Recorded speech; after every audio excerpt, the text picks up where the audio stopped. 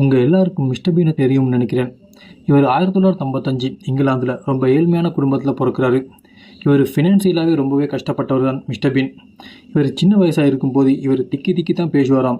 இதனாலேயே இவர் ஸ்கூல் படிக்கும்போது நிறைய பேர் கேலி கிண்டல் பண்ணியிருக்காங்க. இவர் காலேஜ் படித்து முடிச்சதுக்கப்புறம் நிறைய இடத்துக்கு வேலை தேடி போகிறாரு. ஆனால் எங்கேயுமே வேலை கிடைக்கல.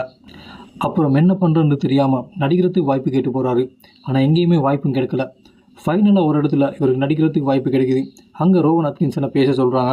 ஆனால் இவருக்கு பேச்சு வரல. அந்த இடத்துலையும் இவரை கேலி பண்ணி அனுப்பி விட்றாங்க. பேசவே தெரியாத உனக்கு நீ எல்லாம் எதுக்கு நடிக்க வரன்னு கேட்டு அனுப்பி விட்றாங்க. மனதளவில் ரொம்ப பாதிக்கப்பட்ட ரோவன் அட்கின்சன் தன்னிடம் என்ன குறை இருக்கிறதோ அந்த குறையை மூலதனமாக்கி உருவாக்கப்பட்ட ஒரு கேரக்டர் தான் மிஸ்டர் பீன் என்ற கேரக்டர். இதிலிருந்து நாம் படிக்க வேண்டிய பாடங்கள் நிறைய இருக்கின்றன.